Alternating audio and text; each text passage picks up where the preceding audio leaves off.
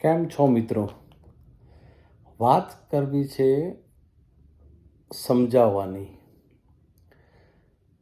જ્યારે તમે કોઈ પણ એક વસ્તુ પર જો તમે હઠ પકડીને બેઠા હો, ત્યારે તમારા માતા પિતા, તમારા દાદા, તમારા સગા સંબંધી, તમારા મિત્રો,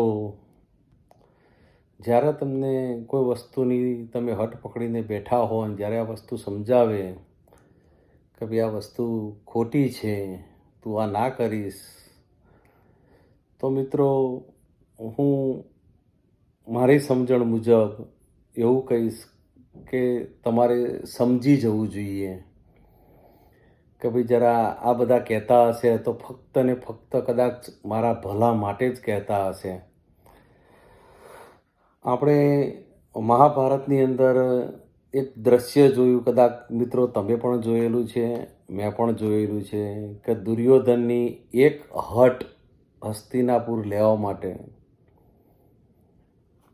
ગંધા નરેશ, માતા ગાંધારી, ગંગાપુત્ર, ગુરુ દ્રોણાચાર્ય, જે રાજકારણની અંદર જે લોકોના હતા હસ્તિનાપુરના તમામ લોકોએ એને સમજાવવાનો ઘણો પ્રયત્ન કર્યો મિત્રો.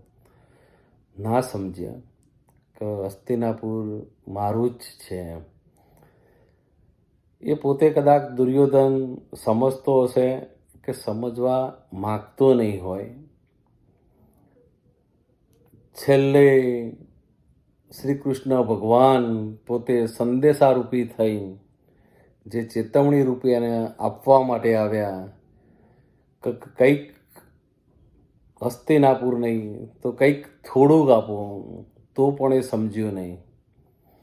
એટલે આ બધાના ઉપરથી ભાવાર્થ એવો નક્કી થાય છે કે કોઈ એક વસ્તુની હઠ ઓલે જો તમે પાછી પાની નથી કરતા તો કદાચ એનું પરિણામ બહુ જ ખરાબ આવતું હોય છે, એવું મારું માનવું છે મિત્રો.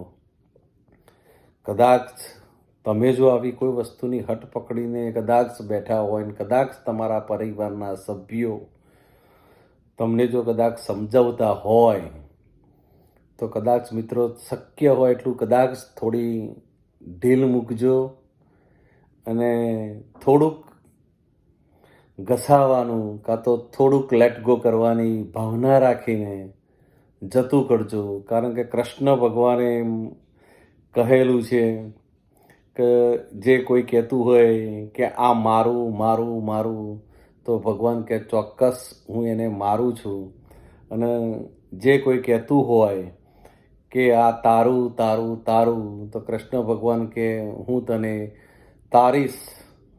ફિક્સ છે. કદાચ આપણે ગ્રંથોના પ્રમાણે રામાયણ પણ જોયેલું છે, મહાભારત પણ આપણે જોયેલું છે. એકમાં દરેક વસ્તુ લઈ લેવાની વૃત્તિ ધરાવતું પાત્ર બતાવવામાં આવ્યું છે અને રામાયણની અંદર બધું જ ત્યાગ, બલિદાન બધું જ આપી દેવાની ભાવના બતાવવામાં આવી છે.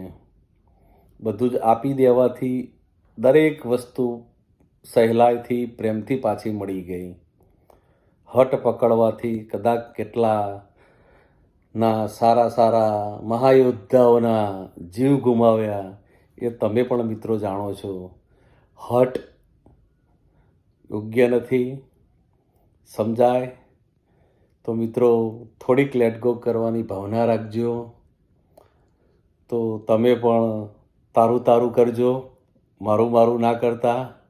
કદાચ તમને એવું લાગતું હોય કે ભાઈ આ મારા હકનું છે, છતાં પણ 5-10 પૈસા, વધુ નહીં તો 5-10 પૈસા લેટ ગોની ભાવના રાખજો, તો કદાચ ભગવાન તમને પણ તારશે.